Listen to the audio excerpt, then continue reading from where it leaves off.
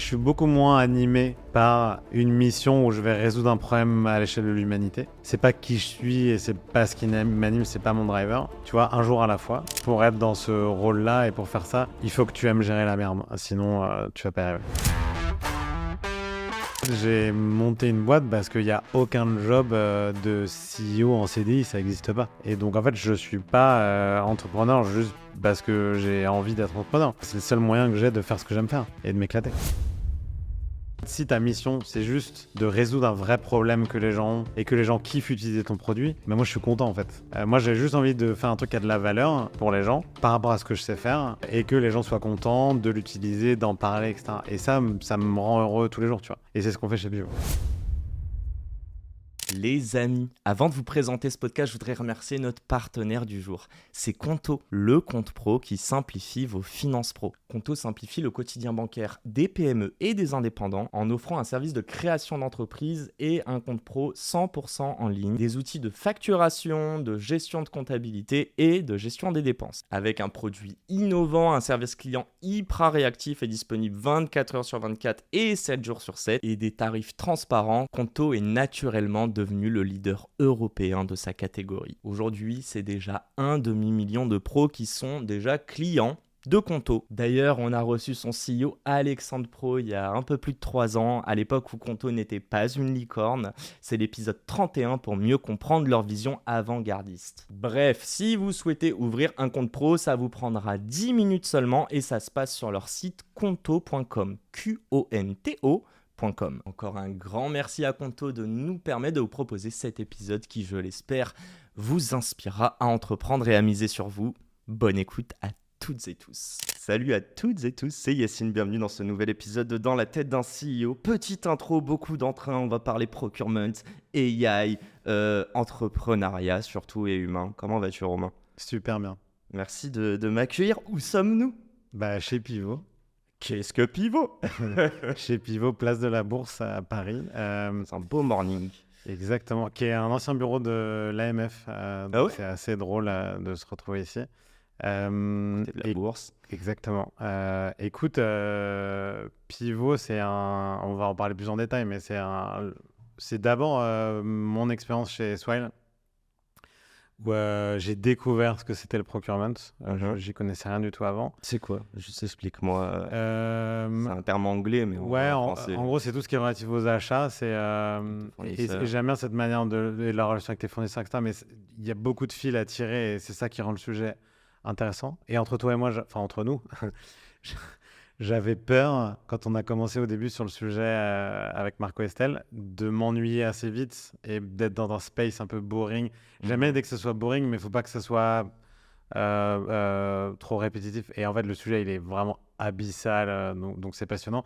Et grosso modo, la manière dont j'aime bien le décrire, c'est pour faire ton business, c'est jamais juste toi et ton équipe. Sauf si tu as une boîte qui fait vraiment que du service ou du conseil. Tu es toujours obligé de t'appuyer sur tout un tas un écosystème de prestats. Pas forcément un écosystème, mais des solutions tech. Tu choisis des outils, tu choisis tout un tas de choses qui en fait vont définir le produit ou le service que tu vas vendre à la fin.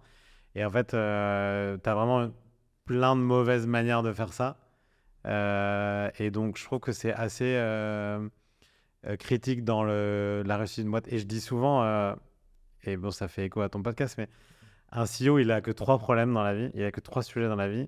Générer plus de revenus, dépenser moins d'argent, limiter son coût, augmenter son runway, etc. Et gérer son risque. Et donc, en fait, tu dois toujours, si tu veux avoir de la valeur pour le CEO office et intervenir sur le sujet stratégique d'une boîte, il faut toujours que tu te poses la question, c'est quoi mon rôle dans ces 3 sujets-là ? Et nous, on est un sujet clé sur la manière dont tu dépenses l'argent de ta boîte, parce qu'il y a une grosse partie sur ton business qui va chez tes fournisseurs, et aussi ton risque, parce qu'il y a beaucoup de gens qui ne se rendent pas compte que tes fournisseurs ils peuvent être une source de risque majeur, de risque réputationnel, de risque financier. J'allais te poser plein de choses. Le procurement, c'est de la data ou de l'humain, ou c'est les deux pour toi ? Franchement, c'est les deux. Et les deux peuvent avoir un impact aussi positif comme négatif sur ton business ? En fait, ça peut autant être un centre de coût qu'un centre de profit. Tu vois, ça, les gens n'ont pas forcément ça en tête.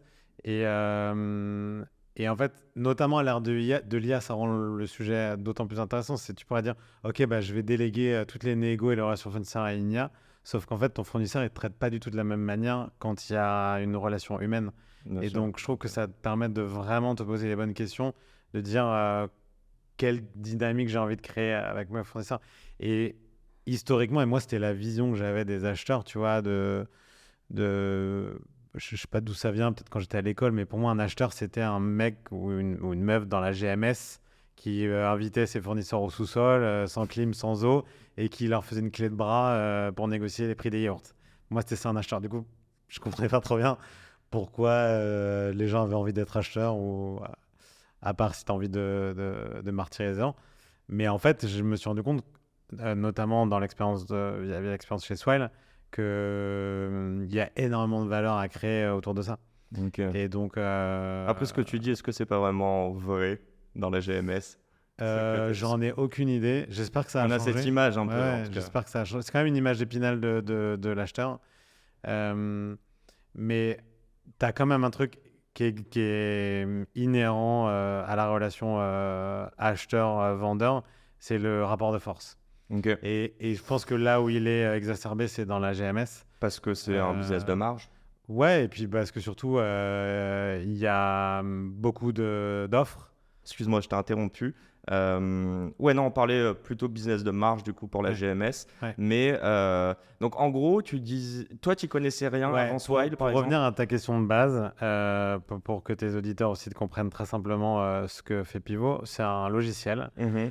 qui te permet d'avoir le bon niveau d'attention et d'efficacité sur toute la chaîne de valeur qui implique tes fournisseurs, quels qu'ils soient. On est secteur agnostique, que tu sois une entreprise industrielle, une entreprise tech, tu achètes tout un tas de choses dont la plupart des gens dans la boîte n'ont même pas besoin. Comment tu fais pour que tout ça soit le plus efficace possible, que tu optimises tes coûts? Ça ne veut pas dire systématiquement les réduire, Ok. parce que parfois il faut savoir payer le prix juste pour notamment la relation fournisseur. La qualité, ouais. Et comment tu gères ton risque quand tu as des fournisseurs qui sont critiques pour ton business. J'essaie d'éviter les anglicismes. Vas-y. Business critical, critique dans ton business, parce que j'ai 1 milliard d'anecdotes de boîtes qui font de la vérification d'identité, du coup utilisent un provider de SMS ou de double authentification. À un moment donné, tu as une interruption de service et boum, pendant 1 heure, plus personne ne peut se connecter, créer de compte, etc. Et c'est juste de la perte de business. Ok. Il y a une histoire, je n'ai pas les chiffres exacts, mais Walmart, Ok. et c'est un peu un standard, le site e-commerce de Walmart qui tombe en carafe pour peu importe la raison, et puis il y en a avoir plein, c'est des millions de pertes de chiffre d'affaires.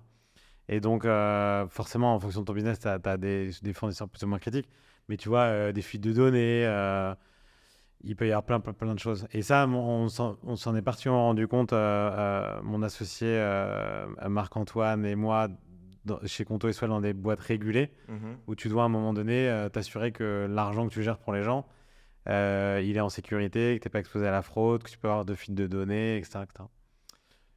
Belle mise, comment dire, belle bouche. mise en bouche, exactement. Je te le dis, on l'a pas préparé, mais bon, c'est ma marque de fabrique. On va parler de plusieurs sujets. Évidemment, j'ai envie de parler d'humain parce que c'est toujours ce qui m'intéresse. J'ai envie de parler de vos expériences précédentes. Tu parles de Swell, tu parles de Conto. J'aimerais comprendre ce que vous avez fait. Donc ça fait quoi, 16 mois que vous êtes vivant? On a créé la boîte fin avril 2023. Ouais, ah ouais, non, on est quand même en octobre. Ouais. Bon, on va dire 1 an et demi. Ce que vous avez fait en fait le passage de 0 to 1 et voilà, on va parler un petit peu de tout ça. On va revenir juste à un petit truc qui sont les prémices de Pivot et non Pivot. Donc là je le dis bien, Pivot in French. D'ailleurs je te dis juste, bouge pas trop ta main droite parce que tu me caches ton habitude. J'arrête de respirer. Ne bouge pas, Romain. Raconte-moi une chose. Déjà, tu étais un des first employees chez Swile, toi. Ouais. C'est procurement, c'est Launcher à l'époque. de Launcher. Donc il y avait vrai, on a pas oublié du ça. tout de procurement à l'époque. J'ai rencontré Loïc quand il avait 2,5 millions sur un PowerPoint, levé 2,5 millions avec Daphne, Marie, Ok. Ekland. Mhm. Et à l'époque, c'était une app plutôt consumer, plutôt B2C de click and collect. Et moi, à l'époque, j'étais chez Deliveroo. Et donc, on se rencontre à ce moment-là. Et je lui dis, je suis pas ultra convaincu par l'idée. Parce que c'est un sujet qu'on avait beaucoup exploré chez Deliveroo. Attends, c'est quoi quand tu dis le sujet, le click and collect, le B2C? Ouais. J'avais l'impression que Launcher, c'était pas B2B dès le départ. Non. Ah ok, Non, d'accord. non. C'était vraiment. À la base, c'était tu vas dans un resto chercher ton truc que tu as déjà commandé sur ton appli. Un truc qui aujourd'hui nous paraît logique. Exactement. Ouais, ok. Et à l'époque, je suis nul en date. C'est en 2017, je crois. Et j'étais sceptique, mais j'ai adoré Loïc. Ok. Je sais pas, tu vois, c'est ce genre de rencontre où... Qui a dragué qui? Qui a contacté qui? En fait, c'était via un cabinet. Moi, j'en avais marre de Deliveroo pour pas mal de raisons, notamment éthiques. T'étais à Paris? Ouais. Ok. J'avais monté la première filiale hors UK à Paris avec Adrien Falcon et toute l'équipe du démarrage de la France. C'était hyper intéressant parce qu'on était la première entité hors marché domestique puisque c'est une boîte anglaise. Il y avait Uber Eats à ce moment-là ou pas encore? Non, Ça arrivait il y juste avait après. Take It Easy, pour ceux qui se rappellent. Ouais. Et ensuite, il y a eu Foodora et après Uber Eats. Ok. Mais c'était passionnant. Et c'est du consumer. Moi, je faisais le marketing. Et en fait, c'est très cyclique. Donc, au bout de 2 ans, ça fait la Saint-Valentin 2 fois, la finale de la Champions League 2 fois. Ok. Ça commençait à être un peu répétitif. Et puis, Deliveroo commençait à devenir très gros. J'étais un peu enfermé dans le scope français. Et donc, c'est un cabinet de recrutement qui t'a chassé? Et donc, ils me disent, il y a un entrepreneur successful qui a vendu sa boîte et qui lance une boîte dans la food tech. Mais je sais pas qui c'est, tu vois, ils sont très mystérieux. Et je dis, je comprends pas. Moi, à l'époque, je ponçais la food tech dans tous les sens. Et je dis, je comprends pas, je vois pas qui ça peut être. Et du coup, ils me disent, en fait, ils cherchent pas de personne pour le marketing, c'est trop tôt, c'est tout début. Et du coup, ils ont quand même parlé le cabinet a quand même parlé, Urban Linker, je me rappelle. Ils ont quand même parlé de moi à Loïc, et Loïc a dit, ça m'intéresse de le rencontrer. Et en fait, après, on s'est plus jamais quitté. Ok. Voilà. Et aujourd'hui, c'est un investisseur il a investi chez de qui? Pivot, et je petit déjeune avec lui demain. Ok. Donc, on est resté proches. Notre relation, elle a évolué quand je suis parti de Swile pour monter Pivot. On a fait un dîner de rue. J'avais fait un dîner de rupture en disant, ça y est, je suis plus un Swiler, et c'était trop bien, ce dîner. Et voilà. Et donc, c'est comme ça que ça a commencé. Procurement, j'aimerais savoir, tu l'as touché à quel moment chez Swile? Et attends, t'es rentré sous quelle bannière chez Swile d'ailleurs? C'est-à-dire? Pour quelle casquette même? J'étais directeur marketing, CMO. Alors qu'il voulait pas de marketing. Ouais. Mais ça a toujours été très drôle avec Loïc, c'est qu'il m'a toujours dit... Je veux pas, et en fait, non, ça s'est fait, ou... il m'a toujours dit quel job tu veux faire. Ah ok. Et en fait, au bout de 2 ans, je me souviens très bien, on était en train d'aller à un rendez-vous tous ensemble, et il dit, franchement, tu fais tout sauf du marketing. Je faisais du marketing, mais pas que. Puis comme on avait beaucoup basculé sur un modèle B2B, il y avait beaucoup moins de marketing. Et du coup, il m'a dit, je pense qu'il faudrait que tu prennes un autre job. Tu te considérais entrepreneur ou pas dans ça? Bah oui, moi j'ai du mal à avoir une seule casquette. Et c'est pour ça aujourd'hui que j'ai un rôle de CEO aussi, tu vois. Okay. Et en fait, surtout, ce que j'adore dans mon job aujourd'hui, c'est que mon obsession, c'est de recruter des gens meilleurs que moi. Et en fait, tu peux pas avoir un métier et faire ça. Sinon, tu te sabotes en permanence. Mm-hmm. Et donc, moi, ce que j'adore dans la casquette de founder et de CEO, c'est de monter une équipe. Tu l'as fait chez Swile? Bah, on a recruté des centaines de personnes chez Swile. Mais toi, personnellement, tu as fait du recrutement? Ouais. C'est un truc qui t'a plu? Ouais, c'est ce que tu fais en majorité.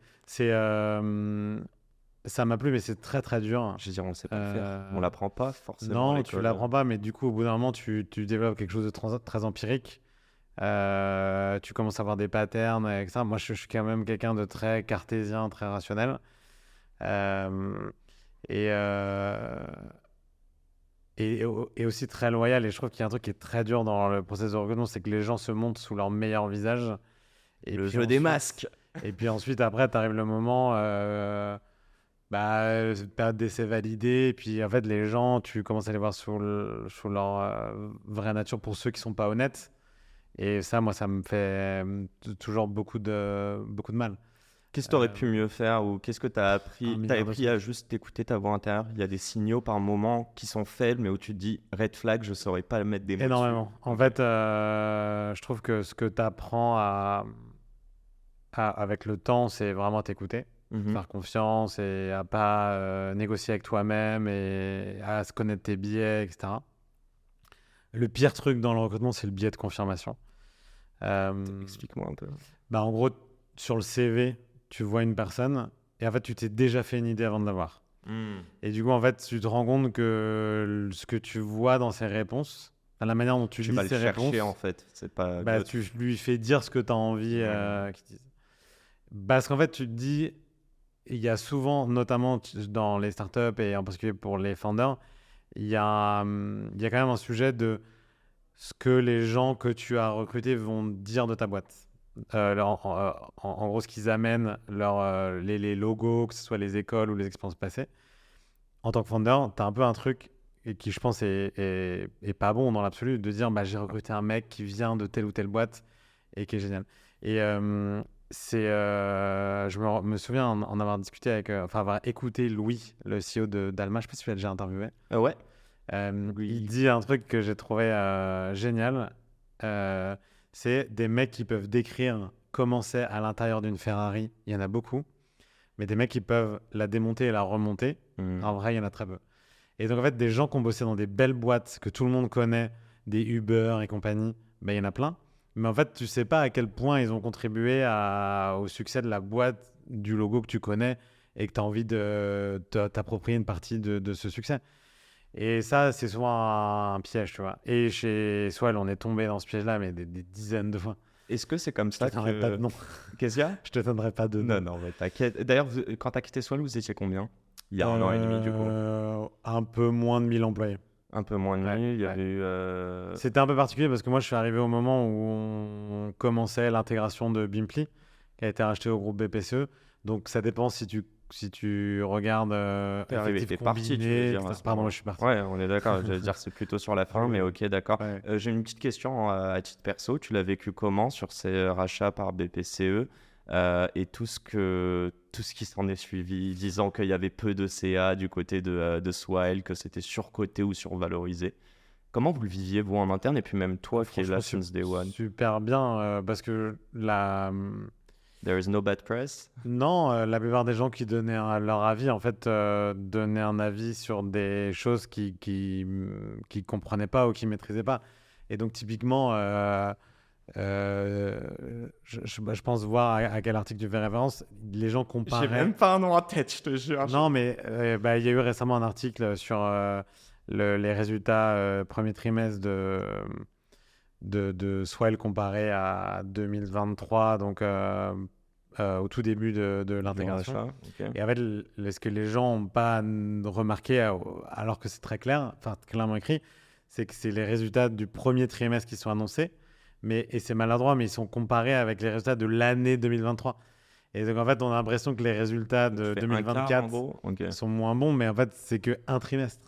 Donc en fait, c'est pas du tout comparable. C'est pas les mêmes ordres de grandeur. Non, parce que du coup, il a fallu comparer Q1 2023 avec Q1 2024. Et c'est pas ce qui a été fait dans l'article. Mais ce qui, moi, je lis dans les grandes lignes, j'ai cru comprendre concrètement, et vous en faites partie, il y en a plein d'autres. Je dis vous, mais plus aujourd'hui. Enfin, t'as encore des parts? Ouais, je suis toujours actionnaire. Actionnaire, ok. J'ai beaucoup entendu que ça a levé beaucoup d'argent et que une fois, enfin, il y a eu plein de boîtes, j'ai pas les noms, etc. Mais en gros, tu rentres dedans. Toutes. Ouais, et les discours, c'est ok, ils lèvent 10 fois plus qu'ils font des thunes. Bah là, il y a Insect, il me semble, qui a fait faillite. Ouais. Enfin, c'est en cours. Enfin, un truc. En fait, la question que je veux te poser, c'est. Et là, c'est plus une manière, tu vois, une réflexion globale, parce que derrière, tu as remonté une boîte, tu as levé des fonds. Est-ce que c'est sain? Est-ce qu'il faut lever des fonds à tout prix? Est-ce qu'il y a une limite aussi en termes de levée de fonds et de rachat aussi d'entreprises? D'ailleurs, on n'en a pas parlé, je crois que tu avais fait le rachat d'Ocarito et d'autres boîtes. Donc là, c'est juste un petit peu ton avis là-dessus. Écoute, on pourrait faire un épisode de 3 heures sur ce sujet-là. Mais t'es pas anti-levée de fonds, en tout cas. Non, sinon, en tout cas, on a décidé de le faire avec Marc Westel de manière très intentionnelle, en comprenant très bien les enjeux et les responsabilités, etc. Mais c'est le business des boîtes financées par des VC, en fait. Tu dois accepter au prix de la croissance très rapide un lot d'inefficacité du fait que tu dépenses de l'argent pas toujours de manière optimale et tu peux pas te prendre le temps de poser le pour et le contre parce que ta plus grande force, c'est d'aller vite. Et donc, en fait, Pourquoi ? l'argent, tu l'utilises parce que tu dois prendre des parts de marché rapidement. Ce que tu peux faire toi vite, les autres ne pourront pas le faire à ton rythme parce qu'ils n'ont pas les moyens de le faire. Et donc, en fait, ça devient ton unfair advantage, c'est ta capacité à aller très vite parce que tu as les moyens de le faire. Et donc, tu cristallises des opportunités de marché par rapport à plein de choses, des changements réglementaires, des changements de contexte social ou économique. Et tu saisis ces opportunités et il faut le faire vite parce que c'est souvent un first mover advantage. La rapidité est plus importante que la qualité Euh, pour Pivot même. Pour nous, non. Nos valeurs, c'est speed and excellence. Donc, Ok. tu vois, je Les peux pas deux, voilà. ok, combinés. En fait, ça dépend à quel niveau tu veux placer le curseur. Nous, on a levé beaucoup d'argent très vite.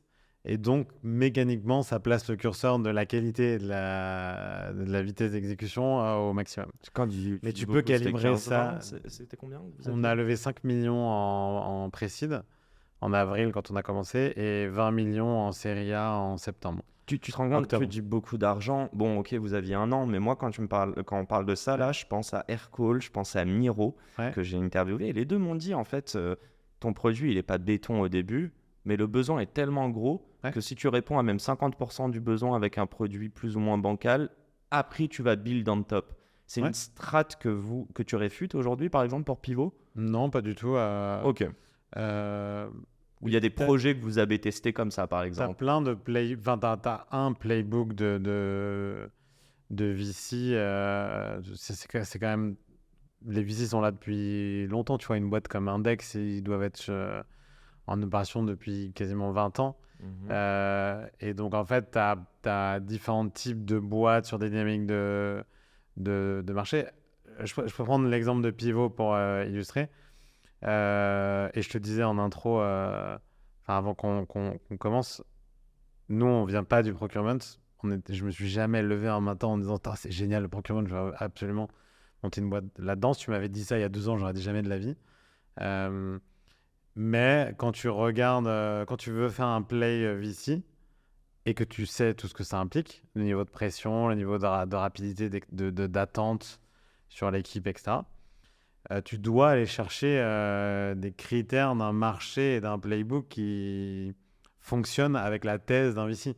Et donc, dans notre cas, il faut quand même aussi d'abord et puis comme ça, ça te racontera comment l'idée est arrivée. Il faut quand même que toi, tu sois légitime pour faire ça. Parce que tu as quand même une histoire de personne. Le point de départ des VC, c'est le founder fit.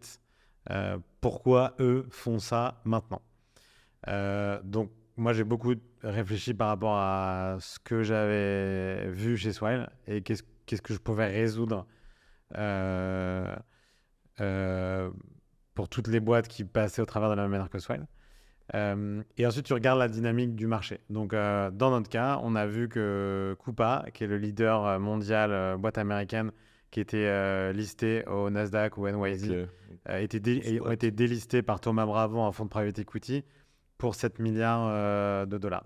Ça, tu vois, délisting d'une boîte tech par un fonds de private equity, c'est un marqueur du fait qu'il y a un chiffre d'industrie, surtout quand c'est un leader. Tu as accès à toutes les données avec des niveaux de marge. C'est quoi? C'est que, en gros, leur taf n'était pas bon? Non, au contraire. Une boîte qui est délistée, qui rentre dans un stage post IPO, bourse. Okay. IPO, c'est le tout début. Ensuite, tu as ta vie en bourse et ensuite, tu es délisté. Tu es délisté parce que tu penses que tu peux remanier le management de la boîte. Donc, grosso modo, quand tu fais un play de private equity, tu rachètes la totalité de la boîte. Tu changes le management, tu mets ta recette pour réduire les coûts, augmenter les profits et tu revends la boîte C'est- avec un multiple. Mais c'est c'est avec un niveau. similaire à du LBO, non? Enfin, c'est ce que Ouais, font mais sauf que là, tu rachètes la boîte avec de la dette. avec mais- des mécanismes différents et des fonds propres au private equity.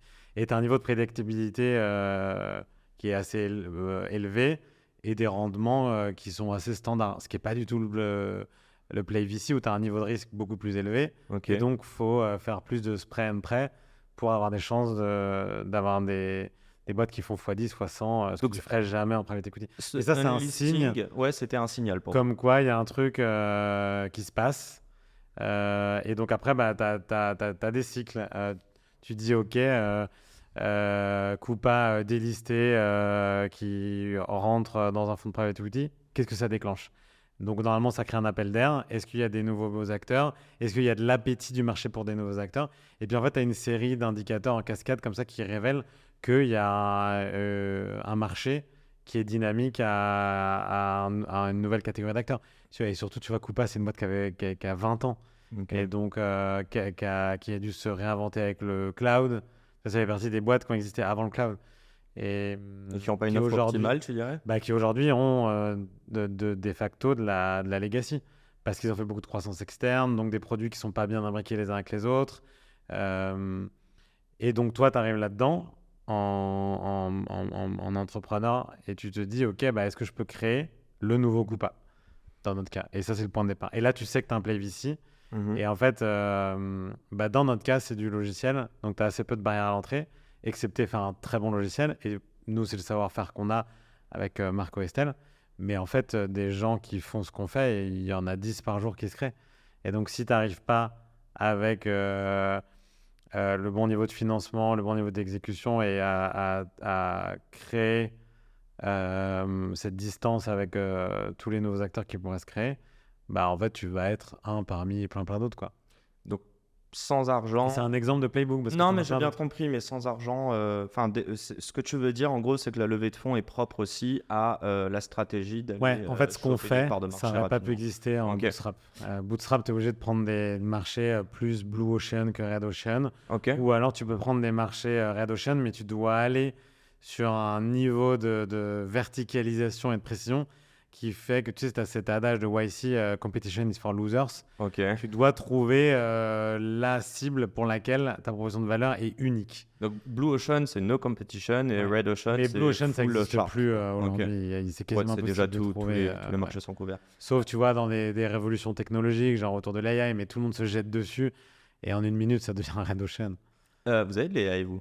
Ouais. Ok, j'aimerais Je comprendre. t'ai pas lancé la perche volontairement, mais vas-y. Non, t'inquiète, je vais en parler. Moi, la question que je n'ai pas élucidée, c'est le procurement, c'est unsexy. Et pour autant, vous êtes déjà en train de chercher un pain et vous vous dites, OK, il y a donc pain, un problème, il y a un marché, il y a un besoin. Ça vient d'où? Et je veux juste que tu me racontes. OK, vous êtes fan de SaaS d'ailleurs. Donc Marco, c'était Conto. Et Ouais. Estelle, c'était où? Estelle, elle était en train de monter une boîte spécialisée dans les workflows et business process automation. OK. Donc, elle, c'est vraiment une geek des workflows. OK. Bah, comment vous vous êtes rencontrés autour de cette unsexy thématique? En fait, et je vais aller plus loin, excuse-moi, je t'emmerde Romain, mais Non, vas-y. pourquoi t'as quitté Swile et Ok. Loïc? Elle était où la limite dans tout ça? En fait, moi j'ai donc c'est évidemment très personnel. Mhm. J'ai une boussole, un cap qui est à quel point je suis excité de me lever le matin pour faire ce que je veux faire dans ma journée. Et en fait, quand j'arrive à un moment où j'ai plus ça, bah déjà je suis malheureux. Je me sens pas utile. Et en fait, ça ouvre beaucoup de questionnements. Ok. Et donc, je suis passé par là chez Swile, Combien de mois? notamment Combien trop de temps longtemps. Trop longtemps Je pour toi. ne saurais Ok. pas te dire, mais si tu veux, quand tu rentres là-dedans, et c'est très introspectif, donc Bien sûr. c'est douloureux. Mais c'est très puissant parce que en fait, ça développe beaucoup ta conscience de toi-même, ta self-awareness, tes forces et faiblesses, et parce que tu as beaucoup de questionnements. Mais c'est dur à affronter quand même. Et en fait, chez Swile, pendant à peu près 5 ans et demi, 6 ans, je me pose zéro question, je suis tête baissée, je fais ce qu'il y a à faire. Dès que je vois un problème, je saute dessus, je le résous. Mhm. Euh, et Et on fait l'intégration, enfin, on commence à travailler sur l'intégration Gimpy. Et en fait, là, je me dis, c'est quoi mon job dans ce contexte-là? Et j'ai pas la réponse à cette question. Et je me dis, en fait, il y a 2 ans, là, où on va devoir gérer des sujets de mélanger 2 boîtes qui n'ont pas du tout le même ADN. Tu vois, une boîte qui vient plutôt de la banque, Ouais. avec des conventions collectives très différentes des nôtres. Donc, en fait, tu as des enjeux sur le volet social qui sont importants. Tu as des jobs en double, tu as plein de sujets qu'il faut adresser, dans lesquels moi, je ne sais pas comment me positionner. Parce qu'on arrive à un niveau où la boîte, elle est structurée. Tu vois, on a des gens sur les sujets RH, etc., etc. Et donc, en fait, moi, je ne sais pas quel rôle je peux jouer là-dedans. Et j'ai pas d'évidence. Et déjà, c'est déjà un problème, tu vois. Est-ce que c'est aussi juste la mission derrière? Est-ce que c'est le fait de ne pas avoir, tu vois, un board picture, un goal final que tu n'avais plus ou tu l'as jamais eu chez soi avant? Si, en fait, moi, ce truc de te lever le matin, moi, je démarre une journée, je fais ma journée, je donne tout ce que je peux dans ma journée, puis je me réveille et puis je recommence, tu vois. Et donc, en fait, je suis beaucoup moins animé, et d'ailleurs, c'est bien illustré par ce qu'on fait chez Pivot, par une mission où je vais résoudre un problème à l'échelle de l'humanité. Ok. Parce que c'est pas qui je suis et c'est pas ce qui m'anime, c'est pas mon driver. Tu vois, un jour à la fois. Ok. Et tu as besoin que ton quotidien soit rythmé. Par contre, j'ai besoin Ouais. que voilà, on soit ambitieux, qu'on veuille construire des trucs gros. J'ai quand même besoin de me projeter sur le long terme, de savoir que on n'est pas en train de faire un pétard mouillé, voilà. Mais la mission de la boîte, c'est moins un truc qui me... Et d'ailleurs, on a souvent été en conflit, en désaccord, enfin en conflit, Loïc et moi là-dessus. Ok. Là où lui, avec 2 visions différentes. Et lui, il smile est at très work. actif, voilà. Ok. Et où moi, je suis beaucoup plus terre à terre. Et en avec- fait, c'était pas ça qui m'a... Et Mais si Estelle tu et vois, Marco, juste là-dessus, ils on sont est comment? pareil. Ok. On sauve pas des vies, mais on veut s'éclater au Ouais. quotidien et avoir de Non, l'ambition. et j'ai pas toute la sémantique, mais il y a un très très bon article dans le Harvard Business Review qui explique que en fait, c'est OK si tu as une mission. Enfin, tu as plein de types de missions. Et en fait, nous, notre mission, un peu, il y a un très bon livre des fondateurs de Basecamp, qui ont la boîte 37 Signal, Ok. qui est un peu vieux maintenant, mais je trouve que c'est toujours valable. Je veux dire, en fait, si ta mission, c'est juste de résoudre un vrai problème que les gens ont et que les gens kiffent utiliser ton produit, ben moi, je suis content, en fait. Moi, j'ai juste envie de faire un truc qui a de la valeur pour les gens par rapport à ce que je sais faire et que les gens soient contents de l'utiliser, d'en parler, etc. Et ça me rend heureux tous les jours, tu vois. Et c'est ce qu'on fait chez Bio. Mais on ne donne pas le sourire aux gens au travail. Enfin, ou différemment, voilà. Smile Et at les deux work. sont bien. Enfin, Ouais, moi, bien je sûr. pense que c'est important d'avoir des entrepreneurs comme Loïc qui portent une mission, qui veulent avoir un impact à une échelle peut-être différente de ce que moi j'envisage. Voilà, Bah, c'est pas le même Et impact. d'ailleurs, tu vois, dans mon parcours introspectif, d'avoir eu l'exemple de Loïc, ça m'a rendu beaucoup plus difficile de me dire je vais relancer une boîte après Swell.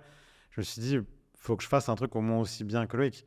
Et en fait, ça m'a mis du temps de me dire, bah en fait, ce sera juste différent. Je vais pas faire pareil, je vais faire Mais vous êtes à ma différents sauce. après aussi. Et après, ça veut pas dire que c'est mieux ou moins bien, c'est juste différent.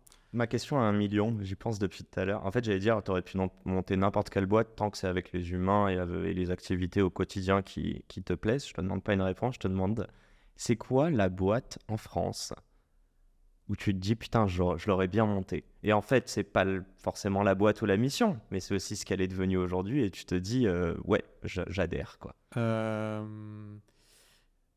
Il y en a plein, je suis admiratif de... Je vais te répondre, hein, je suis pas en train de te faire un truc de politicien. Tu l'as vu dans mes yeux, j'étais en j'ai mode. pas de langue de bois. En fait, il y a beaucoup de boîtes que je trouve inspirantes. Et je vais pas donner de nom parce que je trouve... Pour savoir ce qu'il y a derrière, je connais aussi un peu le revers de la médaille et que Ok. entre ce qu'on voit et la Versus. réalité, Mhm. il y a un gap. Mais ça enlève pas toute l'admiration et le respect que je peux avoir pour les entrepreneurs, parce que je sais pas où ils sont passés. Mais une boîte de laquelle je suis très admiratif, c'est Conto. Et c'est un peu particulier parce que tu vois, j'ai vécu un peu l'histoire de Conto déjà, c'est la même génération que Swell. Donc, on a eu plein de points communs que les gens ne voient pas forcément, mais on s'est lancé. Vous étiez proches, ouais. Je dirais pas proche, mais moi, je parlais souvent avec des gens de chez Conto. Et j'ai jamais parlé avec Marc-Antoine. Ah ouais? Trop drôle. Et, Marco qui était CPO là-bas? CTO et CPO, ouais. CTO. Ouais. Et en fait, j'apprends beaucoup de choses de l'histoire de Conto par l'intermédiaire de Marco, qui a des repères et des learnings de cette histoire. Et surtout, on a Steve de Conto, qui est aussi actionnaire de Pivot. Et au dernier offside de Pivot, Steve est venu nous faire un talk sur les débuts de Conto, etc. Et j'ai trouvé ça vraiment... C'est quoi que tu admires chez Conto? Attends, full disclaimer. Conto, je ne sais pas sur cet épisode, mais est un sponsor en ce moment du podcast. 2, Conto, ma sœur y a passé 2 ans et demi. 3, j'ai fait Alex Pro il y a peut-être 3 ans, tu vois. Je ne savais pas tout ça. Non, mais donc je connais plutôt bien l'histoire. Et je connais plus Steve maintenant que Alex. Alex, je le connais de... Marco était le boss à un moment de ma sœur. Ok, très drôle. Tu vois, tout est connecté. Les startups, c'est un village. C'est pas fait, mais attends, qu'est-ce que tu as admiré là-bas? C'est pas le produit en tant que tel ou ce qu'ils l'ont rendu, mais ils sont connus pour quelque chose. Ouais, en fait, je trouve qu'il y a un truc hyper rationnel, hard work. Je partage beaucoup des valeurs de ce qu'ils ont créé dans la boîte, pourquoi ils ont fait cette boîte, dans quel contexte. Tu vois, c'est pareil, ils n'ont pas inventé un vaccin, ils n'ont pas inventé un truc qui est vital pour les gens. Mais moi, aujourd'hui, je suis client Conto. Évidemment, Pivot et client Conto. Je suis hyper content. C'est un bon produit. C'est un problème que je n'ai pas, tu vois. Est-ce que j'aurais pu avoir. C'est l'exécution, c'est la... Ouais. En fait, c'est ça qu'on partage, tu vois, et qui fait que j'aimerais bien qu'on suive la même trajectoire que Conto. C'est des gens qui sont fiers de ce qu'ils ont fait avec les gens avec qui ils l'ont fait et qui ont mis tout leur cœur, tout leur âme, même si ça sert pas le bien commun et c'est ok, tu vois. C'est une transition là, parfaite. On va parler d'humain, mais on va aussi parler de rachat. Conto a une stratégie où je pense qu'ils ont racheté au moins 4-5 boîtes, notamment en Europe. Puis vous aussi chez Ils n'ont pas racheté Pivot, mais... Non, ils n'ont pas encore. Non, je rigole. Je ne crois pas que ce soit le même marché. Justement, ces acquisitions horizontales ou verticales, je crois que c'est plutôt vertical. Ah, je ne sais pas, en fait, ça dépend. Est-ce que c'est pour ouvrir l'offre ou est-ce que c'est racheter des fournisseurs? Putain, c'est un métier, quoi. Ouais. Et toi, tu t'as racheté combien de boîtes chez... Apparemment, quand je t'ai rencontré, on m'avait dit, Romain, c'est le head of rachat, quoi. Ah ouais? Ouais, tu vois, on s'était rencontrés à Lyon, Rox et tout. Écoute, j'ai découvert ça chez Swell, je ne l'avais jamais fait avant, j'ai adoré ce sujet-là. J'ai lu un très bon bouquin d'une prof de l'INSEAD qui s'appelle Build by Borrow, que je conseille. Build by Borrow, qui te donne tout un tas d'exemples autant de successful que des énormes échecs. Et je trouve que ta stratégie d'acquisition et de croissance externe, elle dit beaucoup de ton entreprise. Elle est sous-cotée. Clairement, ouais. Parfois, les gens n'y pensent même pas, alors que ça peut être énorme. Et en fait, c'est beaucoup plus accessible que les gens pensent. Et il y a beaucoup de possibilités. Et depuis Swile, je fais beaucoup de business angel. J'ai après une 60aine de participations. Et j'encourage beaucoup les founders dans lesquels j'ai investi à explorer ces sujets-là. Et il y en a qui ne sont pas familiers avec. Et tu vois, en fait, c'est vrai que tu n'as jamais vraiment été éduqué à ça. Et les rachats que tu vois, c'est souvent des gros trucs un peu lourds, alors qu'il y a plein de façons de le faire. Et chez Swile, on a fait plein de scénarios différents, que ce soit géographique, que ce soit sur des catégories du Brésil, de produits. aussi, Et c'est génial parce qu'en fait, c'est pas du tout un truc qui est mathématique. J'ai demandé. Tu vois, tu peux avoir la meilleure stratégie du monde de faire des acquisitions, mais en fait, peut-être juste la boîte que tu veux acheter, elle n'est pas à vendre. Ou peut-être que le founder, il est OK pour la vendre, mais à des conditions que tu ne peux pas accepter. Et donc, en fait, le gap entre l'idée et la réalisation, elle rend le sujet vraiment intéressant parce que tu dois jongler avec des chiffres et de l'humain. C'est quoi le plus important? Bah, c'est l'humain parce qu'à la fin, T'as pas l'impression de faire, c'est pas aussi risqué que 50 recrutements en même temps? Non, Non? Ok. Je non. trouve qu'il y a plus à baquer parce qu'il y a de la data. Mais en fait, parfois, tu rachètes pour comment on dit, merde, les clients, quoi, Ouais, la base de ouais, données. ouais, Parfois, tu rachètes pour la tech. ouais. Parfois, j'allais dire, tu rachètes pour les employés, mais je suis pas vraiment sûr, sinon tu Si, tu peux avoir des débaucherais. Tu peux acquis-hires. avoir ça? Ouais, ouais.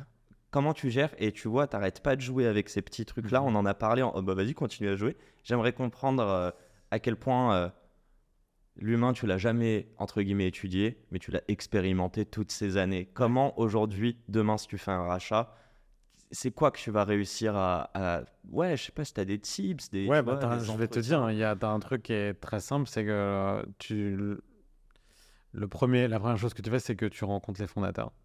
Et en fait,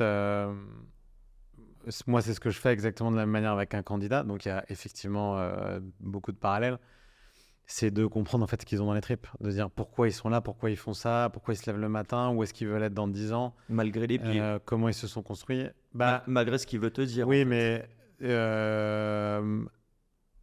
heureusement ou malheureusement, avec l'expérience, tu T'arrives à apprends à voir. naviguer dans. Bah, t'arrives quand même assez vite à percevoir si quelqu'un est en train de te bullshiter ou pas. Et, euh, et surtout, en fait, tu t'attaches à ton intuition, à ce que tu ressens, que tu arrives à construire avec l'expérience. Mais après, tu t'attaches aussi à des faits, tu vois. Tu vas toujours challenger ta perception avec.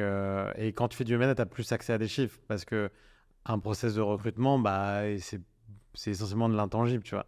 Tu peux pas demander à son boss Ouais, des prises de actuel ref, de ouais, te parler de lui, et puis quand il te parle de lui, il te dit ce qu'il a envie de te dire. bien sûr. Mais quand tu vas regarder des résultats financiers, alors sauf s'ils sont truqués, ou quand tu vas regarder le produit, enfin, t'as du matos Et c'est en à top que examiner, ensuite tu et analyses tu l'humain. regardes le gap entre ce que tu avais perçu et ce que tu as vu, et puis tu te dis, ok, c'est solide ou c'est fragile. Et puis assez vite, tu vois si tu vas réussir à aligner les intérêts, Ok. ou si en fait tu es dans des trajectoires diamétralement opposées. Il y a, C'est pas qu'un sujet de culture, tu dirais? Parce que c'est là, un sujet, c'est vraiment d'abord un sujet de driver de personnes. Euh, et j'ai rencontré des entrepreneurs vraiment brillants qui ont fait des choses remarquables, et pas mais, et leur driver, c'est que ce soit leur boîte, leur bébé, et donc en fait, sont par essence incompatibles avec un projet de rachat ou de partage de d'intégration. valeurs, de création de valeurs mutuelles. Euh, Loïc, il dit souvent, tu veux faire du M&A, c'est 1 + 1 = 3. Je pense que c'est plus Jean-Claude Van Damme qui dit ça. Mais en fait, si Belle tu te ref. projettes pas dans... Je préfère avoir moins d'ownership de ma boîte, mais avoir une boîte 3 fois plus grosse. Mhm. Bah, si tu sais pas, peux pas accepter ça, tu peux pas être dans un projet de croissance externe. Tu as des questions d'ego. Est-ce que tu acceptes d'être la boîte, la cible? Est-ce que tu acceptes d'être racheté? Est-ce que c'est un merge? Est-ce que c'est... Et donc, en fait, tout ça, tu captes quand même assez vite si tu es en train de manufacturer quelque chose qui va jamais aboutir. Parce que juste toi, tu as très envie que ça arrive. Et là, tu peux être dans ton biais de confirmation. Mhm. Et assez vite, tu te dis, ouais, je sais que ça va marcher. Et tous les deals qu'on a fait, je pense qu'on a dû faire 5 ou 6. Je me souviens de la rencontre avec les founders, la première rencontre, Ok. comme si c'était hier. Et c'était le plus important. Et c'est La là que tu première te et la dis, plus oui, importante. en fait, c'est là que tu te La plus dis, ok, importante. c'est mort, ou ouais, c'est bon, on va réussir à trouver un truc. Et tu maîtrises pas le timing, tu maîtrises pas. Mhm. Et puis tu vois, on a racheté une boîte qui s'appelait Suivana. Coucou Adrien. Voilà. Et je me souviens très bien, la première fois que je les vois, on discute, et j'étais assez impressionné par ce qu'ils avaient réussi à créer en si peu de temps. Mhm. Sur un sujet que nous on regardait, et on avait mis beaucoup plus de temps à arriver à des conclusions comme ils l'avaient fait. Puis ils avaient cette naïveté, cette jeunesse que tu perds un peu aussi en grossissant. Euh, et tu vois, tu disais tout à l'heure, Acquire, tu as aussi un peu ce truc du 109. Tu vois, de ramener dans ta grosse boîte des gens qui ont faim, qui veulent conquérir, etc., tu peux aussi redonner de l'élan à ta boîte. Alors, faut pas les étouffer dans ton organisation. Et je me souviens très bien, on s'est parlé la première fois. J'ai trouvé, c'est cool, c'est vraiment très jeune. Genre, je pense qu'ils avaient 0 client. Non, ils avaient des clients. Ou peut-être un client. Je t'en parle juste après, Ok. tu vois. Et c'est marrant parce que je vois les trucs que je fais et je les vois derrière en train de faire des trucs à la main pour que le produit, ils étaient clairement en fake it until you make it. Bien sûr. Et après, je leur reparle, je pense, 6 mois, 1 an plus tard, et ils avaient buildé, mais comme jamais. Ouais. Et là, je dis, ok, vas-y, c'est bon, faut qu'on fasse un truc. Moi, pour la mini-histoire, Adrien, je l'ai eu, j'étais en VC, je regardais sa boîte Suivana, Ouais. du coup. Tu sais que 3-4 mois plus tard, donc on s'était appelé et tout, un jour on se rappelle, et il me dit, écoute, bon, bah, je suis désolé, mais on se fait racheter. Et moi, en tant que VC, je lui dis, mais bravo, mec, j'étais stagiaire, c'est pas mon argent, tu vois. Et c'est incroyable, je veux parler de ça quand même. On va parler du terme de mafia. Il y a une mafia chez Swile, Ouais, de ouf. parce que Adrien a remonté une autre boîte, Estia par la suite. Ouais, ouais. Raconte-moi un peu ça. Bah, là, dans les bureaux de Pivot, Ouais. je pense que la moitié de nos. On a une partie en sous-location. La moitié des sous-locs, c'est des anciens de Swell qui ont remonté des boîtes. Comment on crée une mafia? Je pense que Chapeau à Loïc. c'est pas un truc qui était intentionnel dans le projet. Tu vois, on s'est jamais dit avec Loïc, faut absolument que. Mais par contre, Loïc a toujours dit qu'il était très fier que les gens partent pour remonter des boîtes. C'était la seule raison valable de partir de Swile. Et je pense que quand tu as vécu Swile, tu as un bagage où tu te dis il faut que j'utilise ça pour faire autre chose derrière. Parce que tu as appris tellement de choses que C'est pas un logo. c'est possiblement du gâchis de pas l'utiliser pour faire autre chose derrière.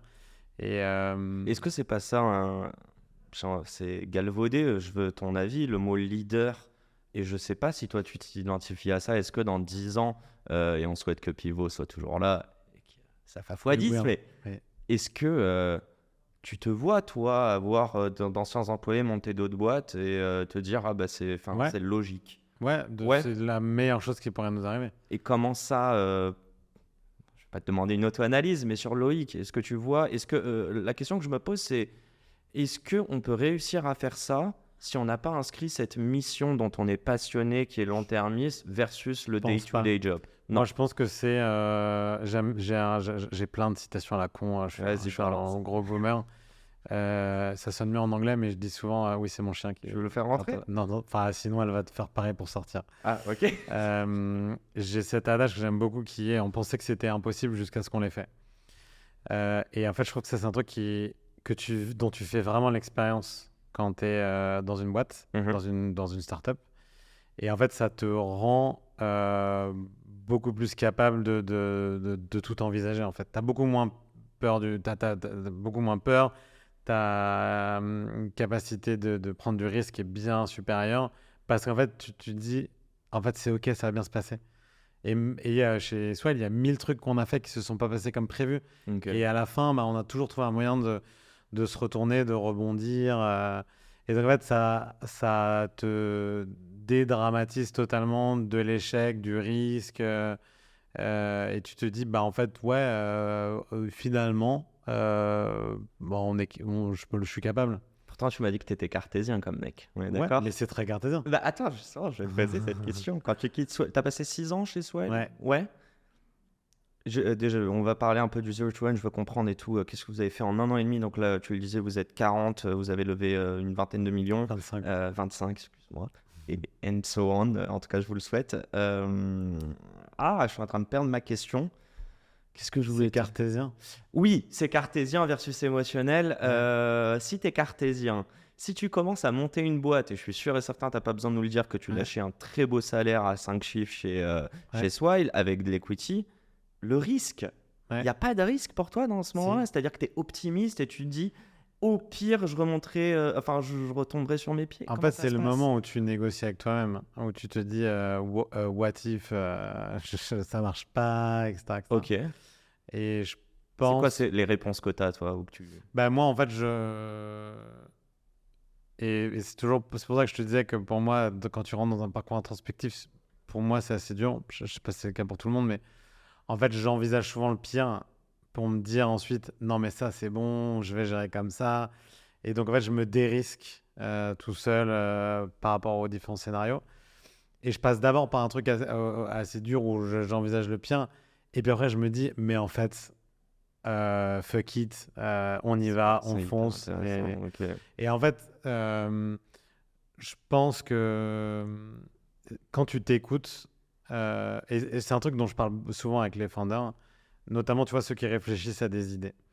Dire, je pourrais monter ça, mais d'ailleurs, tu as un bon exemple. Donc, écoute bien. Je pourrais monter ça dans tel sujet, etc. Et la conviction que j'ai et l'expérience que j'ai fait avec Pivot, et bien avant, parce que j'avais aussi monté des boîtes avant Swile, c'est tu ne vas jamais être convaincu de ce que tu fais avant de t'être lancé. Il faut accepter qu'à un moment donné, tu ne peux pas avoir le contrôle sur ta capacité à réussir quelque chose. Et donc, si tu veux avancer, il faut que tu prennes du risque. Et en fait, ta capacité à accepter qu'à un moment donné, tu es en zone de risque, elle est indispensable pour que tu arrives à la situation dans laquelle tu vas générer de l'apprentissage pour comprendre où est-ce que tu dois aller et avancer. Et en fait, on utilise souvent encore cet adage chez Pivot, c'est action generate information, donc les actions génèrent de l'information. Et qu'en fait, tant que tu te mets pas en mouvement, eh ben, en fait, il se passera rien. Et donc, si tu attends d'avoir enlevé tous les risques, ben, en fait, tu te lanceras jamais. Et donc, en fait, c'est jamais l'idée de départ qui va être la bonne, mais c'est tu choisis un sujet et puis ensuite tu tires le fil. Et puis ça va t'amener quelque part. Et donc, ça, c'est toujours un équilibre entre t'as des voies intérieures, la voie du risque et la voie de la sécurité. Et ben, je pense que c'est bien de les écouter, ça te fait prendre des bonnes décisions. Mais à un moment donné, il faut que tu acceptes que si tu as envie d'avancer, il faut que tu laisses place au risque. Sinon, Mais voir tout ce risque dès le départ, te dire les pires scénarios, j'ai l'impression que c'est presque le côté de la douche froide, tu sais, où les gens ils prennent des douches froides tous les matins parce qu'après oui, mais ils après, il ne peut rien t'arriver. Tu vois, si tu te dis, voilà, allez, au pire. Alors, regarde, moi, je te dis, au pire. Là, maintenant, je suis marié, j'ai une petite fille. Au pire, merci, quel âge de pivot. Au pire, je retourne. J'ai la chance d'avoir encore mes parents, mes parents qui ont de quoi m'en recevoir. Au pire, je vais vivre chez mes parents avec ma petite fille. Je m'en occupe. Et est-ce que c'est grave? Non, je m'en fous, tu vois. Mais c'est pas que et ça. Je suis prêt à renoncer, et c'est ça aussi à ouais, mais il y a des gens, ils pourraient entendre ça et se dire, ok, donc tous les jours, ils se lancent sans risque. C'est pas exactement ça. C'est qu'en fait, ce risque, tu l'as enlevé. Tu l'acceptes. Mais derrière, t'as une flamme. C'est-à-dire que ça te donne ce truc de te dire, mais putain, j'ai envie de. En fait, je pensais. Non, ça dépend de tes drivers. Moi, mes drivers, c'est pas du tout. Léon Marchand a dit cet été. Je pense que maintenant, on voit tout ce qu'il sait. Il a dit, j'ai fait un grand travail avec un psy pour qu'avant chaque course, je me dis juste que je vais essayer de gagner versus faut pas que je perde. Ouais. Tu vois ce que je veux dire? Et en gros, quand tu dis faut pas que je perde, t'es drivé par la peur versus je veux aller tout défoncer. Est-ce que entre vous trois, je regarde ça, je ne sais même pas si c'est vous trois, mais les trois associés, est-ce que vous avez ça par moment? Est-ce qu'il y en a un des trois qui peut ramener une petite once de crainte et les deux autres qui sont en mode hop, hop, hop, full optimisme, on va tout défoncer? Non, alors 100%, je trouve que c'est tout l'intérêt d'être avec des associés. Pour te dire, moi j'étais prêt à me lancer tout seul. Estelle était déjà en train de se lancer tout seul et Marco il cherchait des associés. J'étais persuadé qu'il voulait tout seul aussi, mais il m'a dit il n'y a pas très longtemps qu'il cherchait des associés. Je trouve que c'est le truc qui a le plus de valeur dans l'association, c'est ce moment où toi, tu as une idée négative qui te traverse, tu as besoin de la partager, il n'y a personne avec qui tu peux le faire, à part tes associés. Si tu as créé le bon niveau de confiance, etc. Et en fait, quand tu dis ça, moi, quand je peux exprimer un doute à mes associés, j'ai pas besoin qu'ils me rassurent, j'ai juste besoin de dire, ok, je pose ça là, voyons ce qu'on en fait. Et puis, en fait, une histoire, elle a toujours 1000 façons d'être vue, tu vois. Exactement comme ce que tu disais. Est-ce que j'arrive pour pas perdre ou est-ce que j'arrive pour gagner? Mais c'est la même histoire à la fin. Donc, en fait, d'avoir des gens qui sont dans ton camp et qui peuvent juste te faire voir les choses d'une perspective, en fait, ça flippe le coin. Et donc, c'est là où et c'est pas pour te remonter le moral ou te taper une tape dans le dos ou Non, quoi que mais ce c'est soit. aussi avoir un Mais avis c'est un peu là plus où objectif, tu extérieur. tu te fais vraiment avancer en tant Ouais. qu'équipe. Est-ce qu'il y a... C'est quoi la pire... Enfin, vraiment, le truc quand tu étais chez Swile, quand tu as monté... Et je dis toi, hein, je parle pas propre à Swile. T'inquiète, je suis pas là pour que tu, que tu Mais tapes sur vas-y, le dos de vas-y, Swile ou de Loïc, mais pas de langue de bois. tu te lances, et encore une fois, vous vous lancez, vous faites beaucoup, je trouve, en 1 an et demi, vous avez déjà des clients, de l'argent. 5 minutes encore? Ouais, 10 si tu veux même. Ok, Vas-y. je respecte le temps. C'est quoi le truc où tu t'es dit, putain, c'est quoi la première chose que tu as faite en lançant Pivot? Je sais pas si ça vient d'un apprentissage que tu as eu chez Swile ou à l'inverse d'échecs que tu as eu chez Swile, Ouais. mais un des premiers trucs on va pas, que si j'ai pas déjà monté des boîtes, ce qui est mon cas, je ferai ces erreurs ou voilà. Aide-moi un petit peu, Romain. C'est quoi l'apprentissage des 6 ans? En fait, bon, c'est tarte à la crème, mais t'apprends pas de ce que tu as réussi, t'apprends de ce que t'as pas réussi, Ok. parce que tu as une meilleure idée de pourquoi tu as échoué. Et donc, moi, ce que je tire de Swell, c'est surtout les apprentissages de ce que je voulais pas reproduire. Et tu as autant d'un point de vue business de choix de ton industrie. Donc, est-ce que tu veux faire du B2B, du consumer, plutôt du SMB, enterprise, Mhm. national, global? Tu as plein de questions à te poser sur, sur le type de boîte que tu veux construire. Donc, moi, j'ai eu la chance de monter Pivot suffisamment âgé pour pas être trop naïf en mode étudiant, parce que j'ai fait ça, monter une boîte en sortant de l'école et juste en pensant que j'avais une idée géniale et ensuite me retrouver coincé dans un truc qui était une galère pas possible. Ok.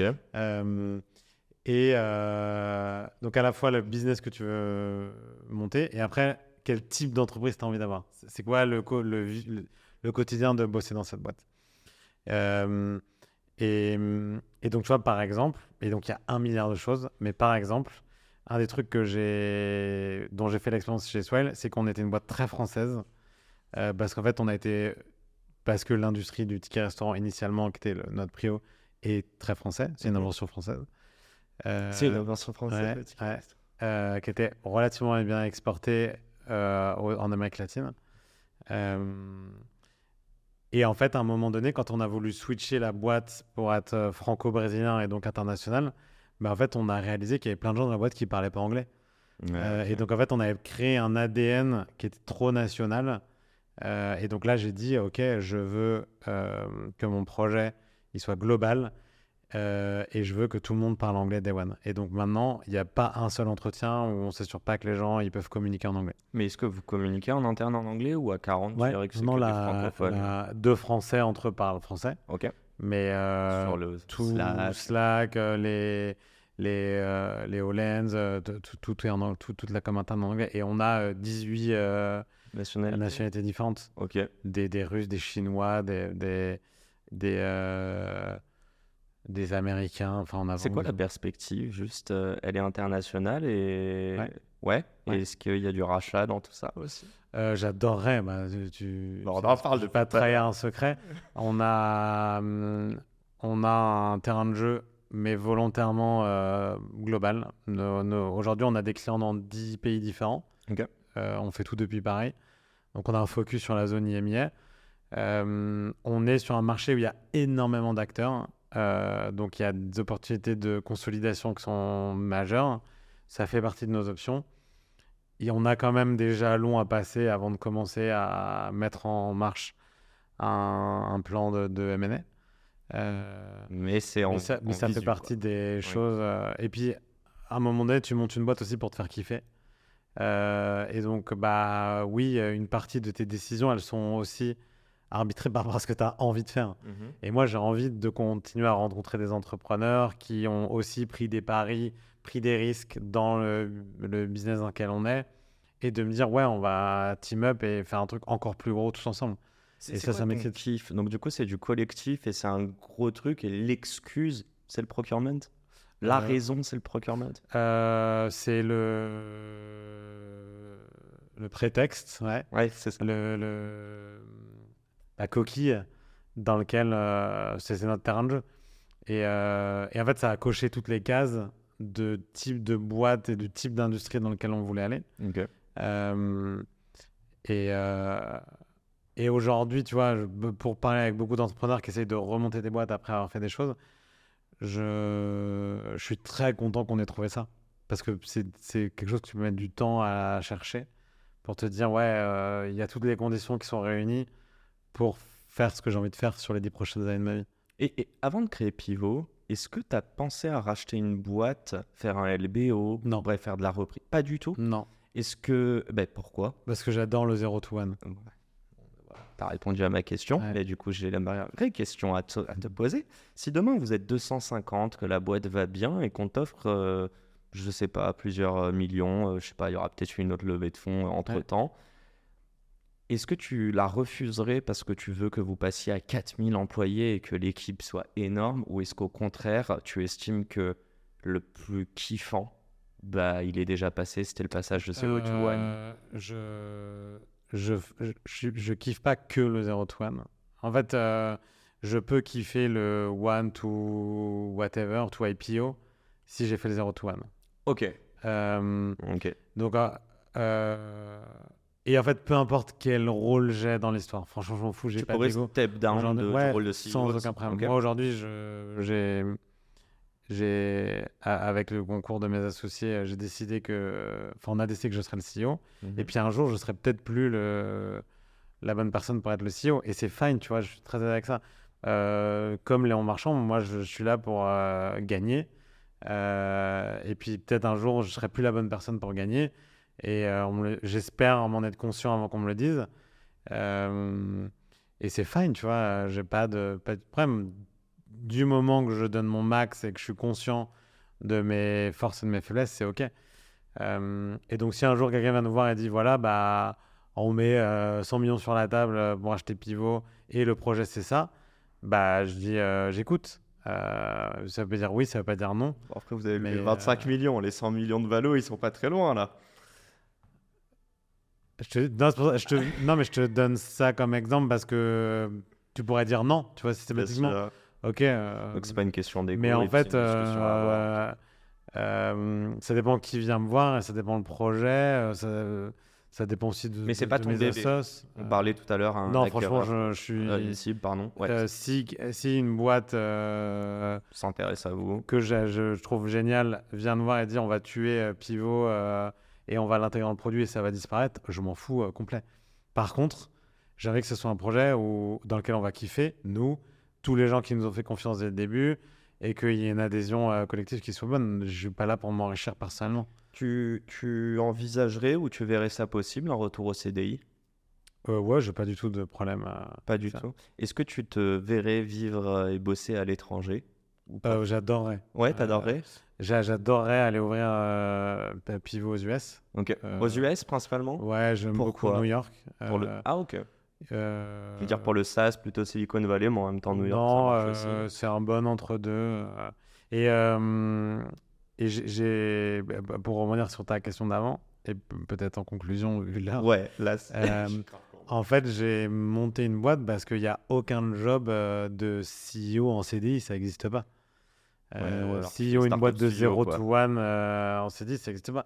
Et en fait, je suis arrivé à un moment donné chez Swal où j'avais plus de job qui était bon pour moi et j'avais pas d'autre option que de créer mon job en fait, pour être droit dans mes bottes, kiffer ma vie et faire les choses avec toute la passion et l'énergie que j'ai. Et donc en fait, je suis pas entrepreneur juste parce que j'ai envie d'être entrepreneur, parce que c'est le seul moyen que j'ai de faire ce que j'aime faire et de m'éclater. Mais je crois que ça va très bien conclure. Je veux reboucler sur la notion de risque. Non, mais c'est ouf. En fait, tu as dit que c'est une évidence, c'est une solution à ton quotidien. C'est pas compliqué. C'est compliqué ou pas? Ou ça participe à ton bonheur et ton équilibre en fait, pour être dans ce rôle-là et pour faire ça, il faut que tu aimes gérer la complexité au quotidien. En fait, moi, je suis malheureux quand je n'ai pas l'esprit occupé à résoudre des problèmes. Et je pense que c'est une qualité intrinsèque d'un bon entrepreneur. Ok. Qui est pas suffisante, mais je pense que c'est un point commun d'autres. Il faut que tu aimes gérer la merde, sinon tu vas pas y arriver. pareil, je termine souvent ce podcast en disant un grand merde à toutes les personnes qui nous écoutent et qui galèrent. Romain, je ne veux pas prendre plus de temps, dis-moi que j'ai respecté. Non, t'inquiète, on est bon. On est bon ou pas? À Nickel. 1 minute près. Bon, bah, un grand beaucoup, merci. Yacine. J'ai pas parlé du fait d'IA, mais moi, je voulais quand même le dire. Vous êtes une boîte dans laquelle il y a de l'IA, Ouais. mais in fine, c'est pas ce qui fait que la boîte va marcher, c'est surtout Non, les humains en interne. 100%. Donc, on a focus sur l'humain. Un Yes. grand merci, Romain. Merci à toi. Bon, vous l'aurez compris, je lui ai déjà parlé de mon projet il y a quelques mois, voire quelques années, mais je lui en reparlerai. D'ailleurs, j'en parle dans mon podcast solo, ce n'est pas encore totalement défini, mais spoiler, il y a déjà un deck. Donc voilà. Merci. Allez, à très vite Ciao. et encore une fois, merci. Merci à toi. Ciao, ciao. C'est déjà la fin de cet épisode. J'espère qu'il vous a plu. Si c'est le cas, pourquoi vous nous le diriez pas? Laissez-nous un petit commentaire, un petit like, partagez-le à des amis, des personnes qui seraient susceptibles d'aimer cet épisode. Et n'hésitez pas non plus à nous proposer des invités pour les prochains épisodes. Le prochain épisode sort lundi. Je vous laisse vous abonner dès maintenant. Et encore une fois, merci de nous soutenir et de nous écouter. Un grand merde à toutes les personnes qui entreprennent. Et à très vite pour un nouvel épisode. Ciao, ciao.